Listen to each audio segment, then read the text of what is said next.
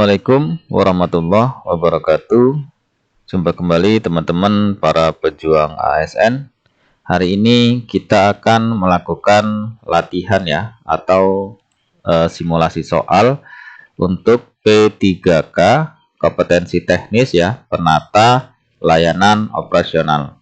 Jadi nanti kita akan latihan atau simulasi sebanyak 45 soal. Kompetensi teknis ini bertujuan untuk menilai penguasaan pengetahuan dan kemampuan teknis jabatan yang dilamar sesuai dengan standar jabatan. Jadi kaitannya dengan P3K tahun 2024 ya, atau tahun ini, itu secara tegas di dalam Peraturan Menteri Pan-RB nomor 34 tahun 2024 bahwasanya dipastikan tidak ada ambang batas ya, atau tidak ada passing grade teman-teman ya. Sehingganya kalau misal ada yang menyampaikan informasi bahwasanya harus nilai sekian untuk bisa lulus, berarti itu tidak benar ya, karena dalam Kepmen Pan-RB nomor 34 tahun 2024 itu dipastikan tidak ada passing grade dan tidak ada ambang batas.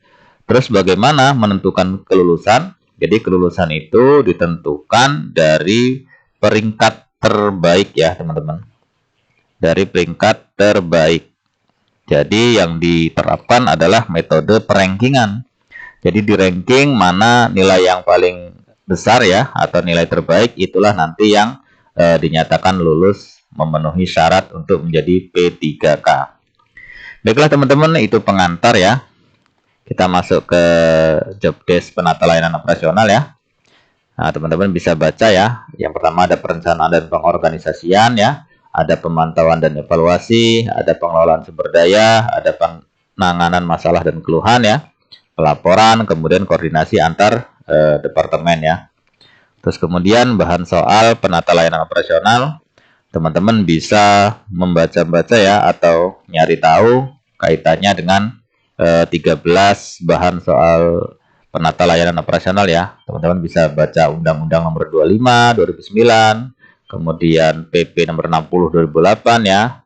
Terus kemudian tentang manajemen operasional, perencanaan layanan operasional, pengelolaan sumber daya, pemantauan dan pengendalian kinerja operasional ya, pengelolaan risiko operasional, sistem dan prosedur operasional, penggunaan teknologi dalam layanan operasional, manajemen mutu operasional, analisis data operasional, koordinasi lintas divisi atau unit kerja, dan terakhir pengelolaan keluhan dan masalah operasional.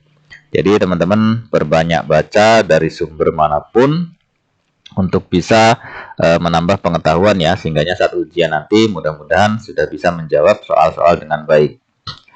Baiklah teman-teman, kita langsung simulasi ya, melihat soal-soalnya ya. Kita langsung latihan. Oke, yang pertama, 1. Pengelolaan layanan operasional dapat mengukur keberhasilan kinerjanya dengan menggunakan berbagai indikator. Manakah dari indikator berikut yang paling penting? A. Tingkat kepuasan pelanggan terhadap layanan operasional. B. Biaya operasional yang dikeluarkan oleh perusahaan. C. Jumlah produk atau jasa yang dihasilkan oleh operasional. D. Tingkat kepatuhan terhadap SOP operasional. Atau E. Tingkat turnover staf operasional. Jawabannya adalah ya, jawabannya yang A teman-teman ya.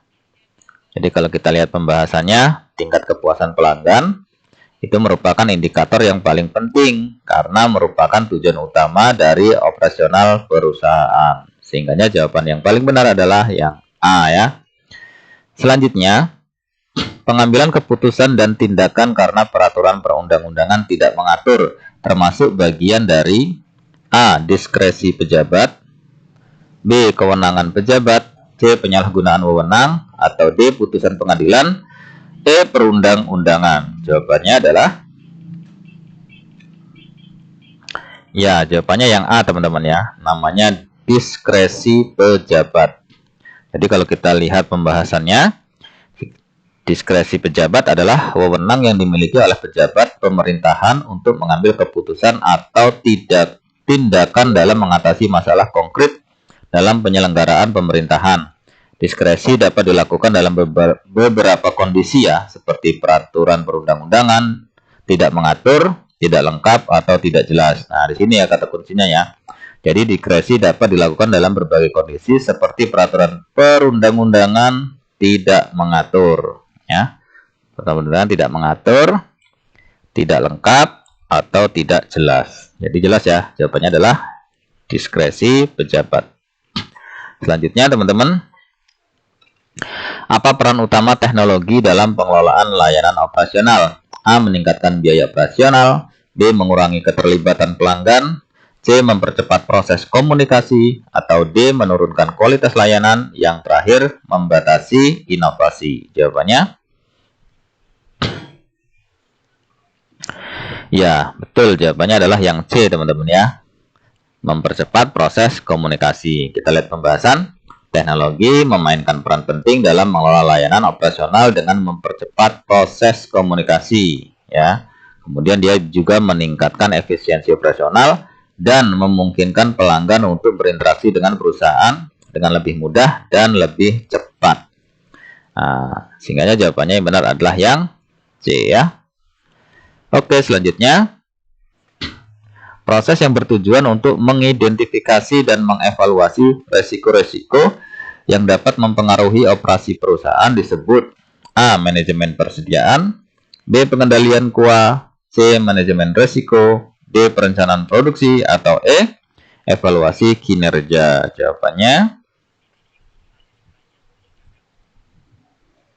Ya, betul. Jawabannya yang D ya. Perencanaan produksi. Kita lihat pembahasan. Manajemen resiko adalah proses untuk mengidentifikasi, mengevaluasi, dan mengelola resiko yang dapat mempengaruhi operasi perusahaan. Sehingga jawaban yang benar adalah yang D. Selanjutnya, rujukan utama dalam pelayanan publik adalah A. Undang-Undang Nomor 5 Tahun 2014, B. Undang-Undang 63 Tahun 2005, atau C. Undang-Undang 52 2009, D. Undang-Undang 25 2009, atau E. Undang-Undang 36 Tahun 2005. Jawabannya gampang ya teman-teman ini ya. Ya, jawabannya yang D ya. Nah, yang D. Undang-Undang Nomor 25 Tahun 2009. Diingat-ingat teman-teman ya. Rujukan utama dalam pelayanan publik itu Undang-Undang 25 Tahun 2009. Selanjutnya, apa yang dimaksud dengan hubungan industrial? A. Hubungan antara pegawai dengan pemerintah. B. Hubungan antara pegawai dengan pegawai lain. C. Hubungan antara pegawai dengan organisasi tempat mereka bekerja. D. Hubungan antara pegawai dengan perusahaan lain. E. Hubungan antara pegawai dengan HRD. Jawabannya adalah ya, jawabannya yang C teman-teman ya. Jadi yang dimaksud dengan hubungan industrial adalah hubungan antara pegawai dengan organisasi tempat mereka bekerja ya. Kita lihat pembahasannya. Hubungan antara pegawai dengan organisasi tempat mereka bekerja yang meliputi hak dan kewajiban masing-masing pihak. Oke, selanjutnya. Apa yang dimaksud dengan kenaikan pangkat? A. Peningkatan jabatan pegawai ke tingkat yang lebih tinggi. B. Penurunan jabatan pegawai. C. Pemberhentian pegawai. D. Mutasi pegawai. Atau E. Reposisi pegawai. Jawabannya? Ya, mudah ya jawabannya, yaitu A. Yang dimaksud dengan kenaikan pangkat itu adalah peningkatan jabatan pegawai ke tingkat yang lebih tinggi berdasarkan kinerja, pengalaman, dan kualifikasi yang dimiliki. Sehingga yang tepat adalah yang A. Selanjutnya, apa yang dimaksud dengan tunjangan pegawai? A. Gaji pokok pegawai. B. Fasilitas tambahan yang diberikan kepada pegawai sebagai bentuk penghargaan. C. Proses promosi jabatan pegawai. D. Proses rekrutmen pegawai baru. Atau E. Pemberian tambahan gaji. Jawabannya betul yang B ya. Jadi yang dimaksud dengan tunjangan pegawai itu adalah, sini kita lihat, fasilitas tambahan yang diberikan kepada pegawai sebagai bentuk penghargaan atas kontribusi mereka dalam organisasi. Sehingga jawaban yang paling tepat adalah jawaban yang B ya. Selanjutnya, apa yang dimaksud dengan pengawasan kepegawaian? A. Proses evaluasi kinerja pegawai. B. Proses pengawasan terhadap kinerja dan tingkah laku pegawai. C. Proses promosi jabatan pegawai. D. Proses pemberhentian pegawai. Atau E. Proses kontrol kinerja pegawai. Jawabannya Iya, betul yang B teman-teman ya. Jadi yang dimaksud dengan pengawasan kepegawaian ya, kalau kita lihat pembahasan, adalah proses pengawasan terhadap kinerja dan tingkah laku pegawai untuk memastikan mereka bekerja sesuai dengan peraturan dan standar yang telah ditetapkan. Sehingganya jawaban yang paling tepat adalah yang B. Selanjutnya, apa yang dimaksud dengan kesejahteraan pegawai? A. Gaji pokok yang diterima pegawai setiap bulan. B. Tunjangan kesehatan, pensiun, dan fasilitas lainnya yang diberikan kepada pegawai. C. Proses promosi jabatan pegawai. D. Proses mutasi pegawai. Atau E. Proses pemberian bonus pegawai. Jawabannya ya yang B teman-teman ya. Jadi yang dimaksud dengan kesejahteraan pegawai, kalau kita lihat pembahasan, adalah tunjangan kesehatan, pensiun, fasilitas lainnya ya yang diberikan kepada pegawai. Jawaban yang paling tepat yang B. Selanjutnya, apa yang dimaksud dengan analisis jabatan? A. Penilaian terhadap performa pegawai. B. Proses pengumpulan informasi mengenai tugas, tanggung jawab, dan kualifikasi suatu jabatan. C. Pengelolaan administrasi kepegawaian. D. Penentuan gaji pegawai. Atau E. Penilaian kinerja akhir tahun. Jawabannya iya, betul. Yang B, teman-teman ya, jawabannya. Yang dimaksud dengan analisis jabatan, kalau kita lihat pembahasannya adalah proses pengumpulan informasi mengenai tugas, tanggung jawab, dan kualifikasi suatu jabatan yang digunakan untuk menentukan kebutuhan dan syarat jabatan tersebut. Sehingga jawaban yang paling tepat adalah yang D. Oke, kita lanjut ke soal berikutnya. Apa yang dimaksud dengan manajemen kinerja? A. Penilaian terhadap performa pegawai. B. Proses evaluasi dan pengembangan kinerja pegawai. C. Pengelolaan administrasi kepegawaian. D. Penentuan gaji pegawai. E. Penilaian kinerja akhir tahun. Jawabannya ya betul yang B ya teman-teman. Jawabannya yang dimaksud dengan manajemen kinerja itu adalah, kita lihat pembahasan, proses evaluasi dan pengembangan kinerja pegawai ya, yang bertujuan untuk meningkatkan efektivitas dan efisiensi pekerjaan mereka. Sehingganya yang paling tepat adalah jawabannya yang B ya. Proses evaluasi dan pengembangan kinerja pegawai. Oke, kita lanjut ke soal berikutnya. Seorang operator layanan operasional harus memastikan bahwa proses layanan berjalan A. Sesuai dengan aturan yang ada. B. Dengan memotong langkah-langkah yang dianggap tidak penting. C. Tanpa memperhatikan masukan dari pelanggan. D. Dengan mengikuti keinginan pribadi. D. Dengan baik dan bersama-sama. Jawabannya tentu yang A ya teman-teman, jawabannya ya. Kita lihat pembahasannya. Seorang operator layanan operasional harus memastikan bahwa proses layanan berjalan sesuai dengan aturan yang ada untuk memastikan kualitas layanan yang konsisten. Sehingga jawaban paling tepat adalah yang A. Oke, selanjutnya seorang operator layanan operasional harus memastikan bahwa proses layanan berjalan A. Sesuai dengan aturan yang ada. B. Dengan memotong langkah-langkah yang dianggap tidak penting. D. Tanpa memperhatikan masukan dari pelanggan. D. Dengan mengikuti keinginan pribadi. Atau E. Dengan baik dan bersama-sama. Ini yang tadi teman-teman ya. Nah, ini yang tadi, yang jawaban yang A ya. Ini yang tadi. Oke, kita lanjut ke soal berikutnya. Dalam mengelola operasional layanan, seorang operator layanan operasional harus memperhatikan A. Hanya kebutuhan internal perusahaan. B. Proses dan kebutuhan pelanggan. C. Resiko finansial bagi perusahaan. D. Strategi pemasaran yang sedang trendy. Atau E. Aturan perusahaan. Jawabannya adalah ya yang B ya.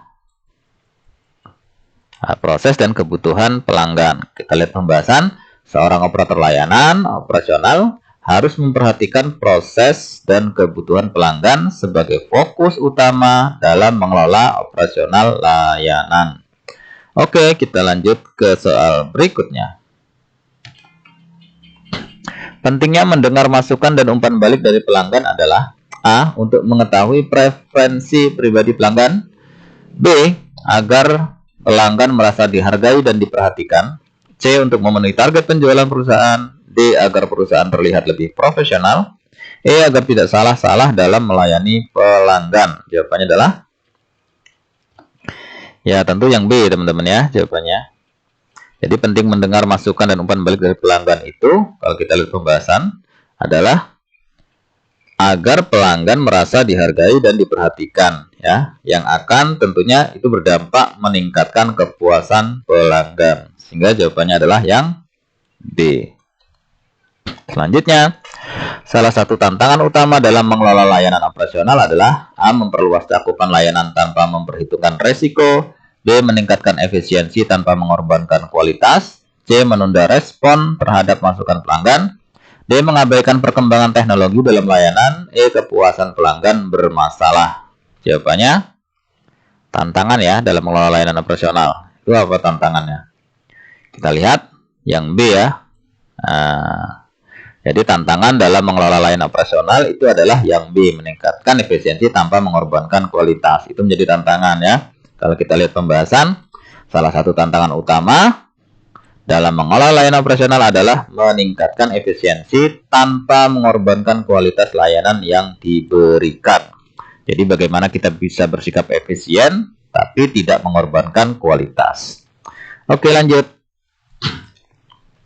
Seorang operator layanan operasional dapat meningkatkan pengalaman pelanggan dengan A. Melaksanakan kebijakan perusahaan kepada pelanggan, B. Mengedepankan kecepatan layanan daripada kualitas, C. Menawarkan solusi yang relevan dan bermanfaat, D. Menekan pelanggan untuk melakukan pembelian tambahan, atau E. Menekan pada kepuasan pelanggan. Jawabannya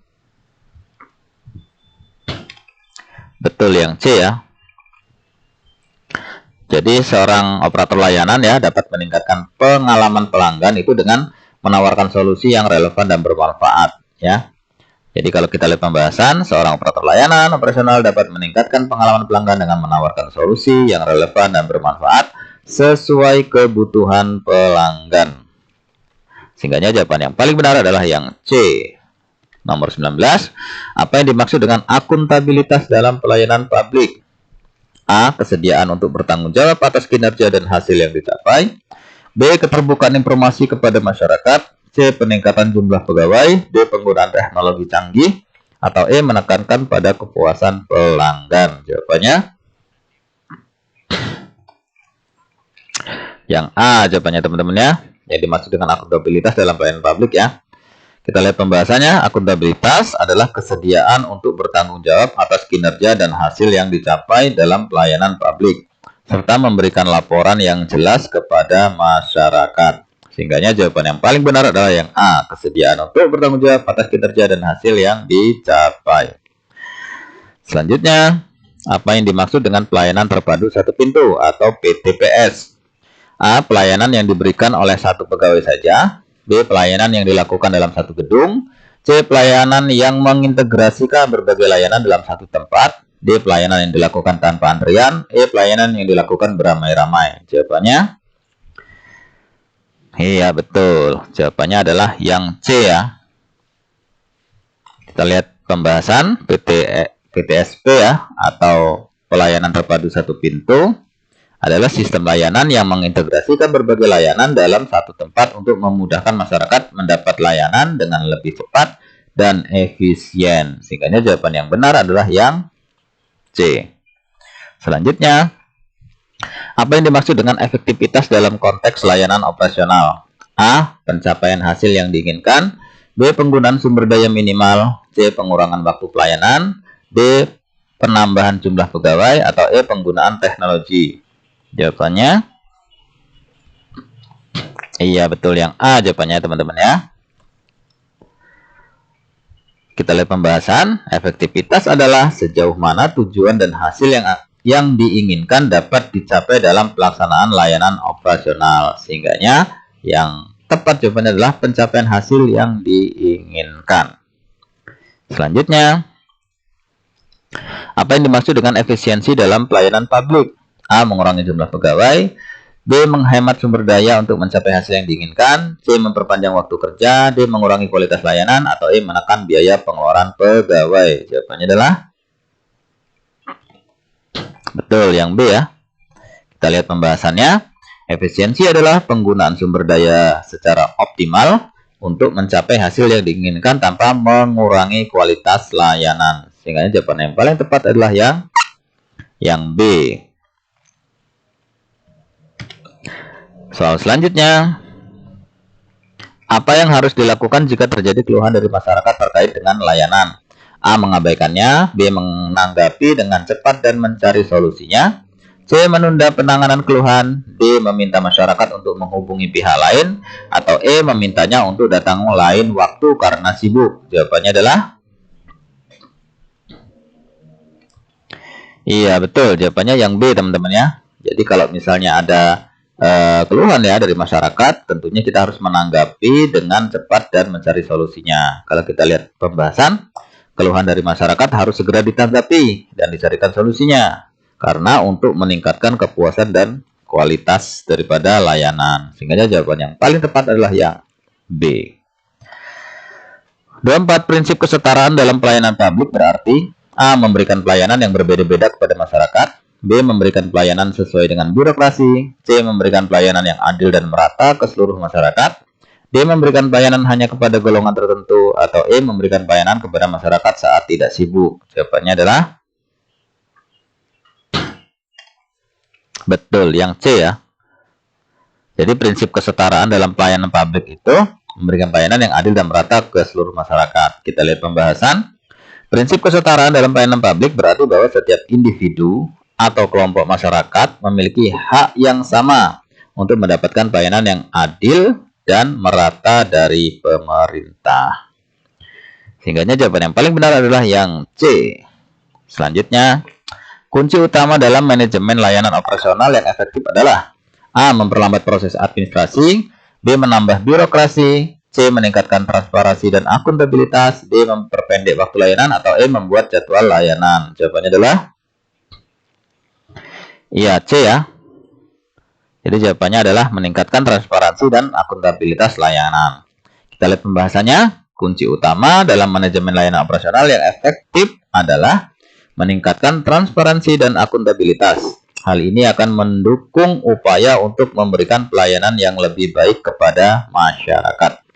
Sehingga jawaban yang paling tepat adalah yang C. Selanjutnya, upaya untuk meningkatkan kepuasan masyarakat terhadap layanan operasional di instansi pemerintahan dapat dilakukan dengan cara A. Menambah birokrasi, B. Memperpanjang waktu layanan, C. Meningkatkan partisipasi masyarakat, D. Menyederhanakan prosedur, atau E. Menambah jam pelayanan. Jawabannya adalah yang C. Ya teman-teman ya. Kita lihat pembahasan ya. Salah satu cara untuk meningkatkan kepuasan masyarakat terhadap layanan operasional di instansi pemerintahan adalah dengan cara meningkatkan partisipasi mereka dalam proses penyelenggaraan layanan operasional. Partisipasi masyarakat dapat memberikan masukan yang berharga untuk meningkatkan kualitas layanan. Sehingga jawabannya adalah yang C. Selanjutnya, salah satu indikator keberhasilan dalam penata layanan operasional di instansi pemerintahan adalah A. Peningkatan birokrasi, B. Penurunan partisipasi masyarakat, C. Peningkatan kualitas layanan, D. Menambah waktu layanan, atau E. Menyederhanakan layanan. Jawabannya adalah yang C teman-teman ya. Kita lihat pembahasan. Indikator keberhasilan penataan layanan operasional adalah peningkatan kualitas layanan yang diberikan kepada masyarakat. Hal ini mencerminkan efektivitas dan efisiensi dalam penyelenggaraan layanan publik. Sehingga jawabannya yang paling tepat adalah yang C. Selanjutnya, manfaat dari melakukan evaluasi terhadap layanan operasional di instansi pemerintahan adalah A. Memperburuk layanan, B. Menambah birokrasi, C. Memperbaiki kelemahan dan meningkatkan kualitas, D. Meningkatkan waktu respon, atau E. Memberikan tambahan pelayanan. Jawabannya adalah betul. Jawabannya yang C teman-teman ya. Kita lihat pembahasan. Evaluasi terhadap layanan operasional penting dilakukan untuk mengidentifikasi kelemahan yang ada dan memberikan rekomendasi untuk perbaikan. Dengan demikian, kualitas layanan dapat ditingkatkan. Sehingga jawaban yang paling tepat adalah yang C. Selanjutnya, upaya untuk meningkatkan kualitas layanan operasional dapat dilakukan dengan cara A. Memperpanjang waktu layanan, B. Menambah birokrasi, C. Memberikan pelatihan kepada pegawai, D. Meningkatkan waktu respon, atau E. memberikan tambahan pelayanan? Jawabannya betul yang C ya. Kita lihat pembahasan. Salah satu cara untuk meningkatkan kualitas layanan operasional adalah dengan memberikan pelatihan kepada pegawai. Nah, pelatihan ini dapat meningkatkan kompetensi dan keterampilan pegawai dalam memberikan pelayanan yang lebih baik kepada masyarakat. Sehingga jawabannya yang benar adalah yang C. 30. Prinsip transparansi dalam pelayanan publik mengharuskan instansi pemerintahan untuk A. menyembunyikan informasi, B. memberikan akses terbatas kepada masyarakat, C. meningkatkan birokrasi, D. memberikan informasi yang jelas dan mudah diakses, E. memberikan seluruh informasi kepada publik. Jawabannya yang D. Betul. Kita lihat pembahasan ya. Prinsip transparansi dalam pelayanan publik mengharuskan instansi pemerintah untuk memberikan informasi yang jelas, terbuka, dan mudah diakses oleh masyarakat. Hal ini penting untuk membangun kepercayaan dan akuntabilitas. Sehingga jawabannya yang benar adalah yang D. 31. Langkah yang tepat untuk mengurangi waktu tunggu dalam layanan operasional adalah A. menambah jumlah jam pelayanan, B. meningkatkan biaya operasional, C. meningkatkan birokrasi, D. menyederhanakan prosedur, atau E. menambah jumlah pegawai. Jawabannya iya, jawabannya yang E, teman-teman ya. Kita lihat pembahasan ya. Salah satu langkah untuk mengurangi waktu tunggu dalam layanan operasional adalah dengan menambah jumlah pegawai. Dengan demikian, beban kerja dapat dibagi lebih merata dan waktu layanan kepada masyarakat dapat dipercepat.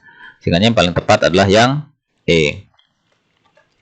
Selanjutnya, standar pelayanan minimal atau SPM diatur oleh A. Peraturan Menteri, B. Undang-undang, C. Peraturan Pemerintah, D. Keputusan Presiden, atau E. Perda. Jawabannya adalah iya, jawabannya yang C ya. Jadi SPM atau standar pelayanan minimal itu diatur dalam peraturan pemerintah ya. Tujuannya menetapkan standar minimum yang harus dipenuhi oleh setiap instansi pemerintah dalam memberikan pelayanan kepada masyarakat. Jawaban yang paling tepat adalah yang C. Selanjutnya, manfaat dari penggunaan teknologi informasi dalam penataan layanan operasional di instansi pemerintah adalah A. memperlambat proses administrasi, B. menambah birokrasi, C. meningkatkan transparansi dan akuntabilitas, D. memperpendek waktu layanan, atau E. membuat jadwal layanan. Jawabannya adalah betul yang C ya. Jadi jawaban yang benar adalah yang C. Kita lihat pembahasan. Penggunaan teknologi informasi dapat meningkatkan transparansi dan efisiensi dalam penataan layanan operasional. Hal ini dapat membantu instansi pemerintahan dalam memberikan layanan yang lebih baik, cepat, dan akurat kepada masyarakat. Ini akurat ya, yang akurat kepada masyarakat. Oke, selanjutnya. Apa yang harus dilakukan jika ada ketidaksesuaian dalam pelaksanaan SOP atau standar operasional prosedur? A. mengabaikannya, B. melaporkan kepada atasan dan mencari solusi, C. menunda penyelesaian, D. menyalahkan pihak lain, atau E. menegur pegawai tersebut. Jawabannya adalah ya, yang B ya. Yang paling tepat adalah yang B.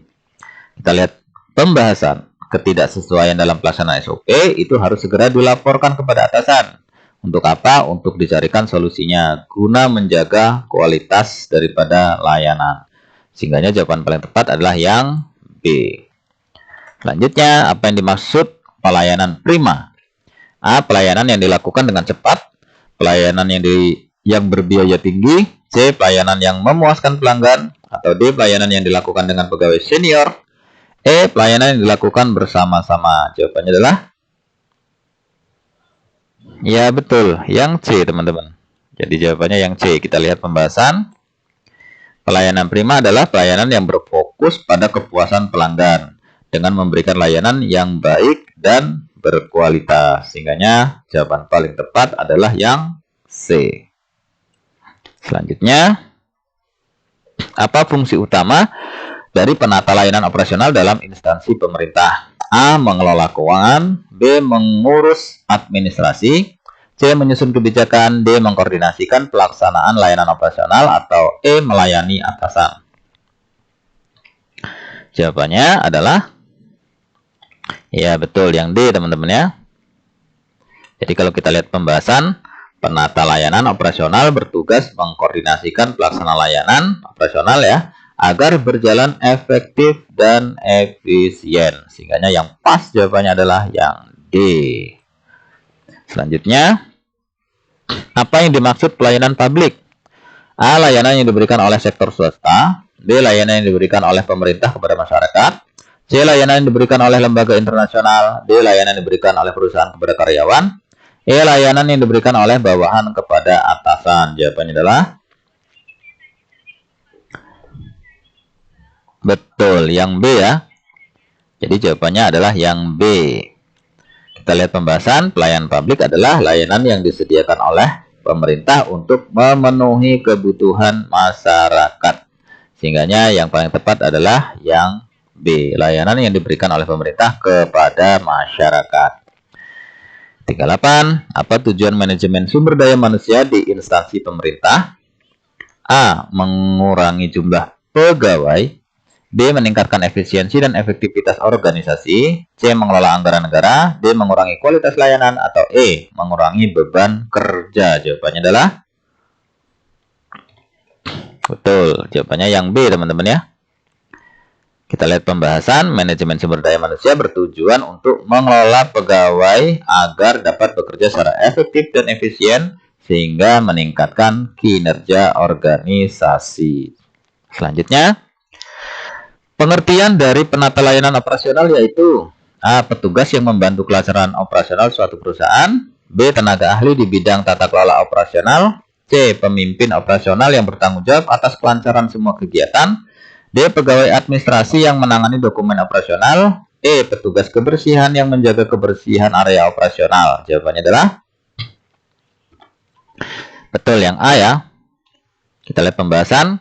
Penata layanan operasional adalah individu yang bertugas membantu kelancaran operasional suatu perusahaan. Mereka bertanggung jawab untuk memastikan bahwa semua kegiatan berjalan dengan lancar dan efisien. Sehingga jawaban yang paling tepat adalah yang A. Selanjutnya, 40. Tanggung jawab utama penata layanan operasional adalah A. Menyusun laporan keuangan perusahaan. B. Melakukan analisis data operasional. C. Mengelola sumber daya manusia di bagian operasional. D. Memastikan kelancaran proses produksi dan distribusi. E. Melakukan riset pasar untuk produk baru. Jawabannya adalah ya, betul. Yang D, teman-teman ya. Kita lihat pembahasan. Tanggung jawab utama penata layanan operasional adalah memastikan kelancaran proses produksi dan distribusi. Mereka harus mengidentifikasi dan menyelesaikan hambatan yang muncul dalam proses tersebut. Sehingga jawabannya adalah yang D. Oke, kita lanjut ke soal berikutnya. 41. Keterampilan yang dibutuhkan penata layanan operasional diantaranya yaitu A. Kemampuan negosiasi dan diplomasi. B. Keterampilan teknis dalam bidang operasional. C. Kemampuan kepemimpinan dan pengambilan keputusan. D. Kemampuan berkomunikasi dan menjalin hubungan dengan baik. Atau E. Kemampuan merancang dan mengimplementasikan sistem operasional. Jawabannya adalah ya, yang D ya. Kita lihat pembahasannya. Penata layanan operasional harus mampu berkomunikasi dengan baik dengan berbagai pihak seperti staf, pelanggan, dan pemasok atau supplier. Mereka juga harus mampu menjalin hubungan yang baik dengan semua pihak tersebut. Sehingga jawabannya adalah yang D ya. Berkomunikasi dan menjalin hubungan dengan baik. Kita lanjut ke soal berikutnya. Tantangan yang dihadapi oleh seorang penata layanan operasional yaitu A. Persaingan yang ketat di dunia usaha. B. Perkembangan teknologi yang pesat. C. Tuntutan pelanggan yang semakin tinggi. D. Ketidakpastian ekonomi global. Atau E. Kurangnya sumber daya manusia yang kompeten. Jawabannya adalah ya, betul. Jawabannya yang C, teman-teman ya. Kita lihat pembahasan. Penata layanan operasional harus mampu memenuhi tuntutan pelanggan yang semakin tinggi. Mereka harus mampu memberikan layanan yang cepat, tepat, dan memuaskan. Sehingga jawaban yang paling tepat adalah C. Itu tantangan yang dihadapi oleh seorang penata layanan operasional. Tuntutan pelanggan yang semakin tinggi. Oke, 43. Manakah di bawah ini yang merupakan peran penting penata layanan operasional dalam keberhasilan perusahaan? A. Meningkatkan efisiensi efektivitas operasional. B. Meningkatkan kualitas produk dan layanan. C. Meningkatkan kepuasan pelanggan. D. Meningkatkan daya saing perusahaan. Atau E. Meningkatkan keuntungan perusahaan. Jawabannya betul. Jawabannya yang benar adalah yang A. Kita lihat ya pembahasannya. Penata layanan operasional berperan penting dalam meningkatkan efisiensi dan efektivitas operasional perusahaan. Mereka dapat membantu perusahaan untuk menghemat biaya dan waktu serta meningkatkan produktivitas. Sehingga paling tepat jawabannya adalah yang A. Oke, 44. Pengelola layanan operasional dapat mengukur keberhasilan kinerjanya dengan menggunakan berbagai indikator. Manakah dari indikator berikut yang paling penting? A. Tingkat kepuasan pelanggan terhadap layanan operasional. B. Operasional yang dikeluarkan oleh perusahaan. C. Jumlah produk atau jasa yang dihasilkan oleh operasional. D. Tingkat kepatuhan terhadap SOP operasional. Atau E. Tingkat turnover staff operasional. Jawabannya adalah ya, yang A ya teman-teman ya, yang benar. Kita lihat pembahasannya. Tingkat kepuasan pelanggan merupakan indikator paling penting karena merupakan tujuan utama dari operasional perusahaan. Jadi yang paling penting adalah tingkat kepuasan pelanggan ya. Oke, sehingga paling benar adalah jawabannya paling tepat A. Selanjutnya 45. Manajemen operasional sedang merencanakan untuk meningkatkan efisien dalam rantai pasokan. Langkah yang paling tepat untuk mencapai hal ini adalah A. Memperpanjang waktu istirahat karyawan. B. Mengurangi jumlah pengiriman produk. C. Menerapkan sistem manajemen inventaris terkini. D. Menambah jumlah supplier. Atau E. Meningkatkan biaya promosi produk. Jawabannya adalah ya betul. Jawabannya yang C teman-teman ya. Menerapkan sistem manajemen inventaris terkini. Kita lihat pembahasan ya. Dengan menerapkan sistem manajemen inventaris tercanggih ya, inventaris yang canggih, manajer operasional dapat memantau persediaan secara real time dan mengoptimalkan pengadaan produk. Sehingga yang tepat adalah yang C, yaitu menerapkan sistem manajemen inventaris terkini.